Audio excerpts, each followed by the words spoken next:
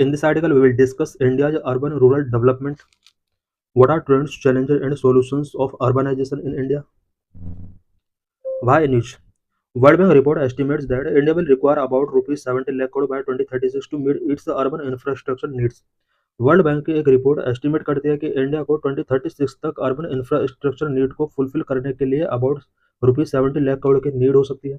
Current government investment in urban infrastructure is around less than rupees 1 lakh crore annually.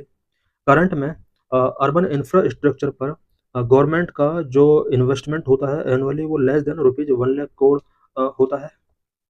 India's urban population will increase from 400 million in the last decade to 800 million over the next 3 decades.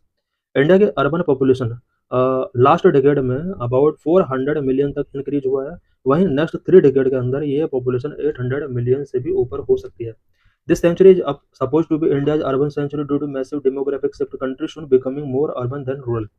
ये जो century है it means 21st century India की urban century है because India की society के अंदर massive demographic shift हो रहे हैं और बहुत ही जल्दी इंडिया का जो सोसाइटी है वो रूरल से अर्बन में कन्वर्ट हो जाएगी.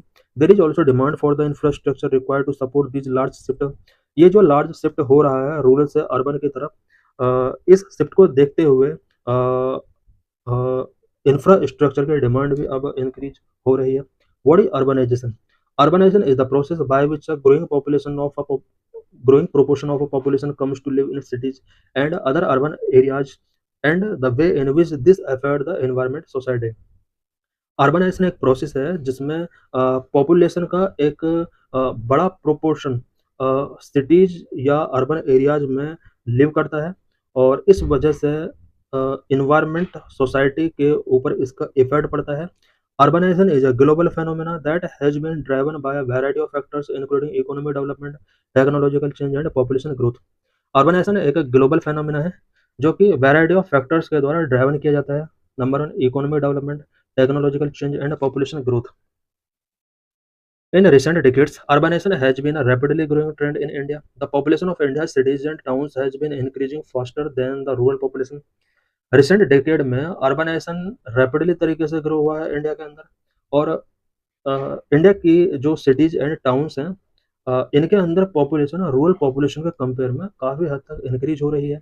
According to the 2011 census, the urban population in India was about 31.2% of the total population which projected to grow around 40% of the total population by 2030. 2011 census के according India के अंदर जो urban population थी वो 31.2% population थी और 2030 तक about 40% population जो होगी इंडिया की वो अर्बन पॉपुलेशन होगी. What about cities in India? India में सिटीज से रिलेटेड क्या इंपॉर्टेंट पॉइंट्स हैं? Cities are engines of growth. Growth के इंजन माने जाते हैं cities. Cities contribute around 66% of India GDP and 90% of total government revenue. India के टोटल जीडीपी में सिटीज का जो कंट्रीब्यूशन है वो 66% कंट्रीब्यूशन है एंड गवर्नमेंट रेवेन्यू जनरेट करने के रिस्पेक्ट में अबाउट 90% रोल सिटीज का होता है. Cities are an important zone for the overall development of the country. Country के ओवरऑल डेवलपमेंट के लिए सिटीज एक इम्पोर्टेंट जोन है. The world bank estimate that $840 billion is needed for basic urban infrastructure in the next decade. World bank ये estimate करता है कि $840 billion की नीड होगी अर्बन इंफ्रास्ट्रक्चर को कंप्लीट करने के लिए नेक्स्ट डिकेड में. Since the 11th finance commission, financial devolution to cities remain inadequate. 11th finance commission के अकॉर्डिंग सिटीज के लिए जो फाइनेंशियल डेवोल्यूशन किए जाते हैं वो इनएडिक्वेट रहे हैं. The fiscal health of municipalities is poor affecting both city productivity and quality of life. Municipalities का जो फिस्कल हेल्थ है वो काफ़ी पुअर है जिससे सिटी की प्रोडक्टिविटी काफ़ी हद तक अफेक्ट होती है, इससे क्वालिटी ऑफ लाइफ भी अफेक्ट होती है. Rapid urbanization without appropriate fiscal action has adverse effect on the development. Rapid urbanization अगर होता है और fiscal actions appropriate fiscal action नहीं लिए जाते हैं तो इससे डेवलपमेंट पर एडवर्स इफेक्ट पड़ता है. Inter governmental transfer to urban local bodies in India are about 0.5% of the GDP, much lower than the 2 to 5% in other developing nations. Urban local bodies के लिए जो आईजीटीज हैं इंटर गवर्नमेंटल ट्रांसफर जो है वो GDP का 0.5% है जबकि अदर डेवलपिंग नेशंस के अंदर जो है वो 2 to 5% तक आईटीजीज हैं. For instance South Africa allocate 2.6%, Mexico 1.6% and Philippines 2.5% and Brazil 5.1% of their GDP to their cities. कुछ कंट्रीज का यहाँ पर एग्जांपल दिया हुआ है कि जीडीपी का कितना परसेंट वो सिटीज के लिए ट्रांसफर करते हैं। साउथ अफ्रीका में 2.6% यहाँ पर सिटीज के लिए ट्रांसफर किया था, Mexico 1.6%, Philippines 2.5%, Brazil 5.1%। Issues and challenger related to taxation system in urban. Urban में टैक्सेशन सिस्टम के बिफोर क्या क्या इशूज हैं, क्या क्या चैलेंजेस हैं। Number one, introduction of GST has reduce ULB tax revenue. जब से जीएसटी का इंट्रोडक्शन हुआ है, इससे अर्बन लोकल बॉडीज का जो टैक्स रेवेन्यू है वो रिड्यूस हुआ है, excluding property tax from about 23% in 2012-13 to around 9% in 17-18। Urban local bodies का जो टैक्स रेवेन्यू है वो काफ़ी हद तक डिक्रीज हुआ है। 2012-13 में जहाँ 23% टैक्स रेवेन्यू के तौर पर मिलता था, वहीं अब ये 9% से भी लोअर पर आ गया है। IGTs from state to ULBs are very low.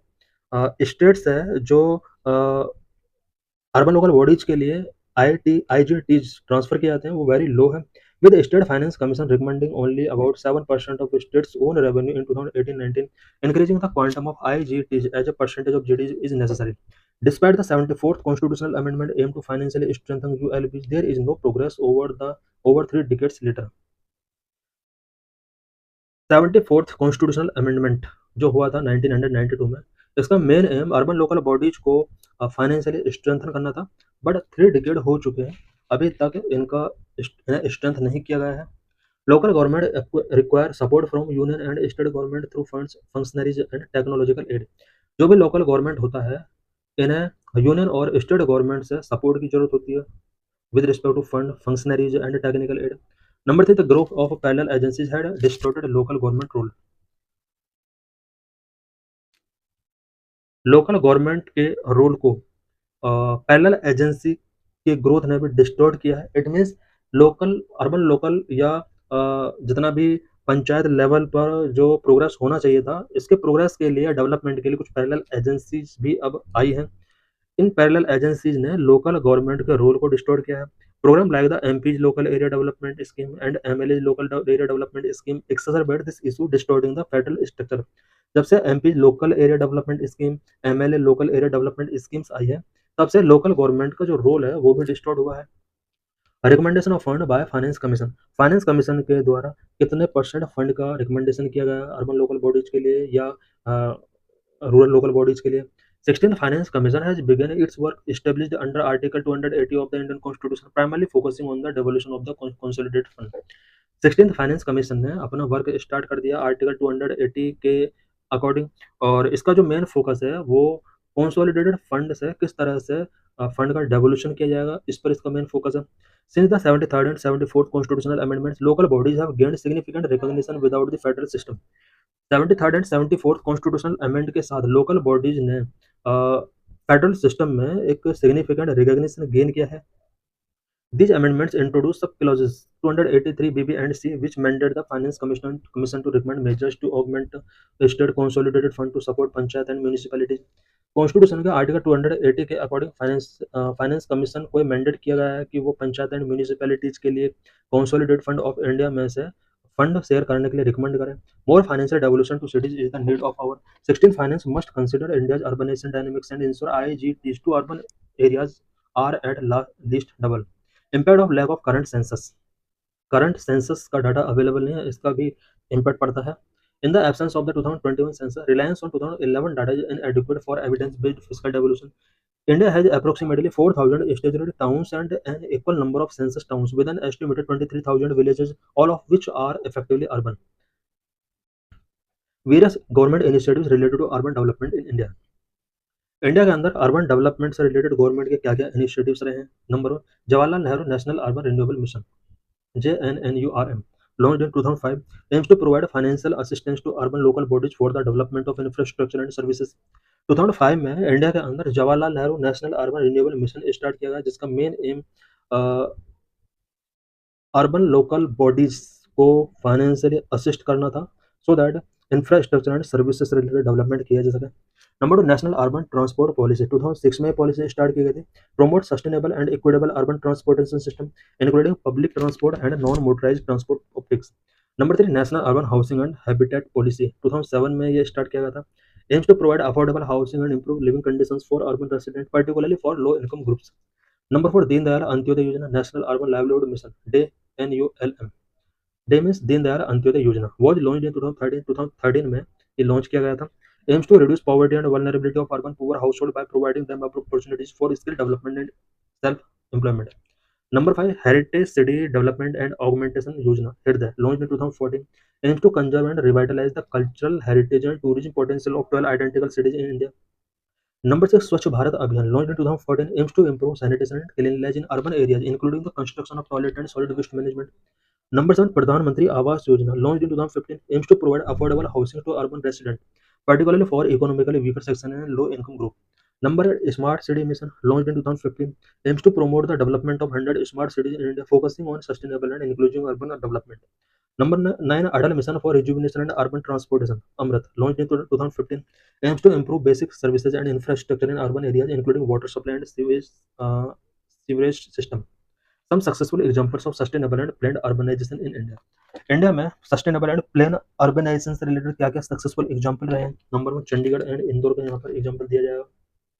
Chandigarh known for its well-planned urban design and efficient public transportation system, which has helped to reduce congestion and improve quality of life for residents. Indore, known for its waste management initiatives, Indore has implemented a number of programs to improve the collection and disposal of the waste. Hence, Indore has topped the Swachh Sarvekshan Award for the 6th time in 2002. Constitutional provision related to rural development in India. Now we will discuss about rural development. Rural development से related constitutional provisions क्या-क्या हैं? Article 40 of the DPSP mandate the state to organize village panchayat and equip them with the necessary power to function as self-governing units. DPSP के अंदर article 40 के अंदर ये provision किया गया है कि स्टेट की रिस्पॉन्सिबिलिटी होगी कि वो विलेज पंचायत ऑर्गेनाइज करे और उन्हें नेसेसरी पावर इक्विप करे as a self governing unit के तौर पर, ताकि वो फंक्शन कर सके। 73rd constitutional amendment act of 1992 establish Panchayati Raj institutions to foster grass root democracy and drive rural development. 1992 में 73rd कॉन्स्टिट्यूशनल अमेंडमेंट के under Panchayati Raj institutions establish किए गए so that grass root democracy को फोस्टर किया जा सके एंड रूरल डेवलपमेंट को drive किया जा सके। 11th schedule of the constitution assigns 29 functions to PRIs including agriculture extension, land improvement and land reform. Constitution के अंदर 11th शेड्यूल के अंदर भी 29 फंक्शंस PRIs को गिवन किए गए हैं, जिसके under agriculture, land improvement and land reform से रिलेटेड प्रोविजन किए गए। Governance model of rural development का गवर्नेंस मॉडल क्या है? सेंट्रल लेवल पर, स्टेट लेवल पर एंड लोकल लेवल पर किस तरह से रूरल डेवलपमेंट को बूस्ट किया गया। At the central level, ministry of Panchayati Raj is responsible for the formulating policies and overseeing the implementation of the panchayati raj institution in India. State government, each state government has a department of rural development which is responsible for planning and implementing rural development program in the state. Local government, PRI, are responsible for planning and implementing development program at the local level. Major drivers of rural India's growth recently India के अंदर rural growth को drive करने वाले major initiatives क्या क्या हैं? Number 1, agriculture reforms and technological advancement. The implementation of agriculture reforms and the adoption of the modern technologies have played a crucial role in boosting rural productivity. For instance, improved irrigation technique and the promotion of high yielding varieties have significantly increased crop yielding. India के अंदर कुछ agricultural reforms किए गए हैं, साथ ही modern technologies का adoption यहाँ पर रूरल प्रोडक्टिविटी को बूस्ट करने के लिए टेकिंग किया गया है। एग्जाम्पल के लिए इरिगेशन टेक्निक को इम्प्रूव किया गया है एंड हाई यील्डिंग वैरायटीज को प्रमोट यहाँ पर किया गया है सो दैट क्रॉप यील्ड को इंक्रीज किया जा सके। Some government initiative such as soil health card and Pradhanmantri Krishi Sinchai Yojana have also contributed to this growth. Number 2, rural infrastructure development. Significant investment have been made for rural infrastructure development, which has facilitated better connectivity, access to markets, and overall economic activities. Pradhan Mantri Gram Sadak Yojana has played a pivotal role in constructing all-weather rural roads connecting remote villages to nearby towns and cities. India के अंदर rural infrastructure development के लिए investment को increase किया गया है and प्रधानमंत्री ग्राम सड़क योजना इंडिया के अंदर स्टार्ट की गई है. दीनदयाल अंत्योदय योजना, National Rural Livelihood Mission, NRLM, has focused on developing rural infrastructure such as community resource center and production centers.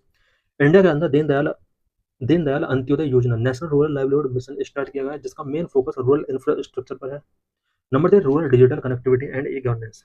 For bridging the digital divide between urban and rural areas, government has made significant strides.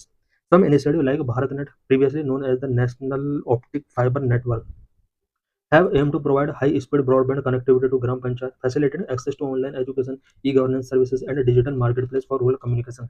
India के अंदर जिसको previously national optic fibre network के नाम से जाना जाता था। इसका मेन एम पंचायत ग्राम पंचायत के अंदर high speed broadband connectivity provide करना है, जिसके through online education, e governance service and digital marketplace को इंश्योर किया जा सकता है।